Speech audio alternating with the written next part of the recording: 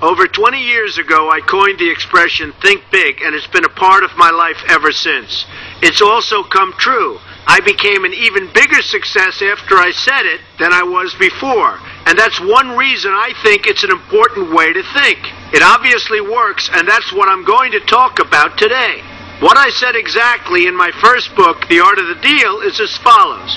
I like thinking big. I always have. To me, it's very simple. If you're going to be thinking anyway, you might as well think big. That book was a bestseller, and it's considered a business classic at this point.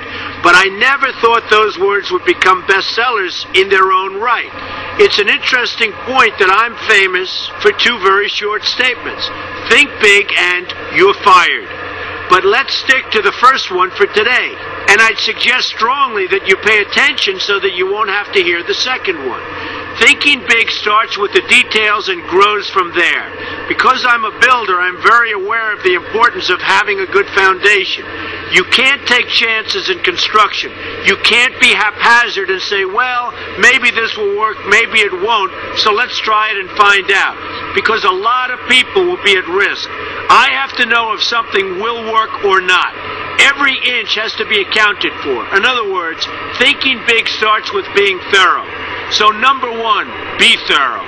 Don't count on happenstance to get you anywhere, because it won't. Number two, get a momentum going and keep your momentum going. You have to have big ideas, but you've got to have the energy to get them done, which can sometimes take a long time. If you don't have momentum, you will not have what it takes to get the job done. Patience alone isn't enough. I have a lawyer friend who used to refer to me as the reverse tornado who builds everything in his path. I always like that because it implies a lot of energy and a lot of momentum. And that's exactly what it takes to get anything done. So keep your momentum going. Number three, stay focused. You have to stay focused. The minute you lose focus, you will also be losing your momentum. They go together, and you will accomplish a lot more, even amazing things, if you make sure you keep these two things working together for you. I've seen very talented people literally go down the drain because they couldn't seem to keep their focus long enough to get anything done. In this day of multitasking, that can be a real challenge, but it's absolutely necessary. Ask yourself this question: what should I be thinking about right now? That simple question can restore your focus in no time at all.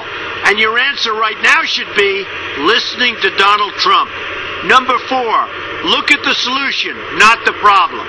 This is very important if you ever want to learn to think big. And here's why. No matter what you do, you're bound to run into problems. It's just part of life, a part of business, a part of anything worth doing. If you let the problems get in your way, they'll become bigger than your idea was to begin with, and you will be a wipeout. No matter how bad things look, keep your focus on the solution, and you will be surprised how things can work out, and work out properly. One way I do this is to ask myself when confronting a possible problem, is this a blip or is this a catastrophe? A catastrophe is something like an earthquake, a tsunami, a war, and so forth, and a blip is everything else.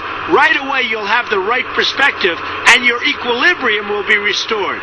So keep your focus on the solution. Number five, see opportunity for what it is, an opportunity. For example, why are you listening to me today? Curiosity? You like me?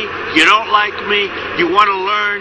You have nothing else to do? You want to hear me tell you you're fired? I hope not. But whatever your reasons might be, they've brought you to a good place to get involved and to learn. And that's an opportunity right there. People think that because I'm rich and famous that I know everything. I know a lot, but one thing I know is that I don't know everything. So I ask myself this question every day. What can I learn today that I didn't know before? And you know what? I learn something new every single day. That's a big reason for my success, and the same thing can apply to you. Take the time to see today as an opportunity, and you'll be surprised by what can come your way.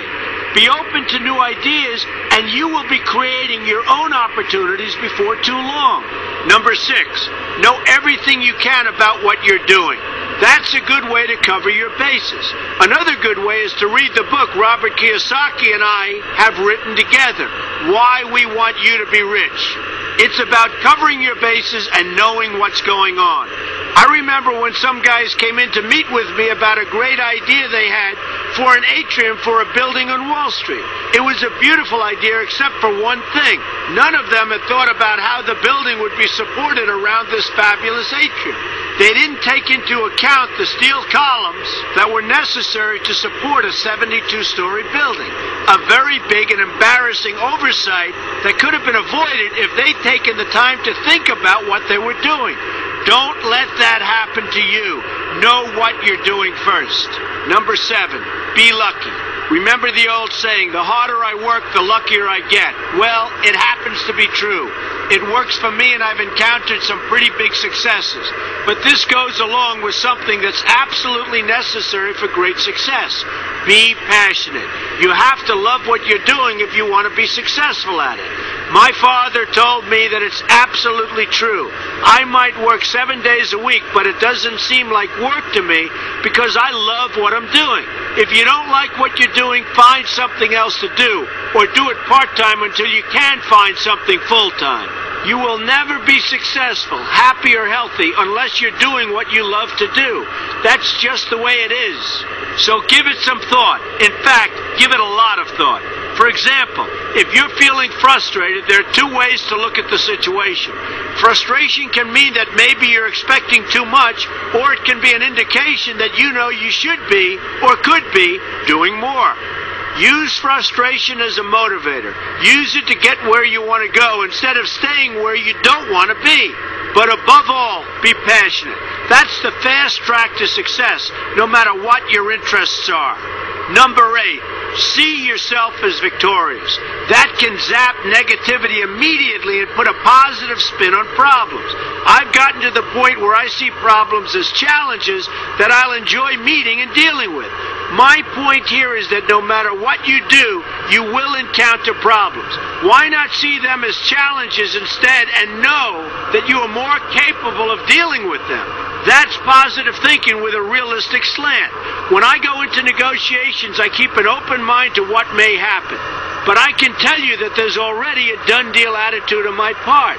I've already thought the process through to the extent that I know everything will be better off if they agree with what I've come up with because I've taken both sides into account. I enter the situation with a victorious attitude, and I've had enough victories to know that this attitude works. Use it. Number 9, be smart. Know that you have something unique to offer because you do use the tools that are provided for you and remain open to new ideas. That's being smart. That's also where innovation comes from. Being smart means you know how to use what you've got. That doesn't mean there's nothing left to learn, but it means that you will have the ability to learn and move forward with success. And success is very important. Success is what you want. Just be successful. Believe me, you'll be happier. I know people who have had very few real advantages in life, and yet they've managed to become giant successes. They figured out how to use what they had, not to dwell on what they didn't have. I'm convinced that everyone has something useful to offer, and if you apply yourself diligently, you'll find that you have what it takes to succeed, and you're going to be a lot happier for it. Number 10, above all, never give up. Never, never, never give up. The only time you will be a failure is if you quit trying. Only losers quit. The biggest losers in the world are quitters. Winners keep on going. So whatever you do, never give up. My father always used to harp, never give up, son, never give up. Don't ever quit. I never want to see you give up or quit. Well, my father was a smart guy, and I listened to him. And remember, think big. A good way to start is to read our new book, Why We Want You to Be Rich. 2 men, 1 message. There's a lot of great advice in there for you, and I expect you to pay attention. You're going to do fantastically well. You're going to be a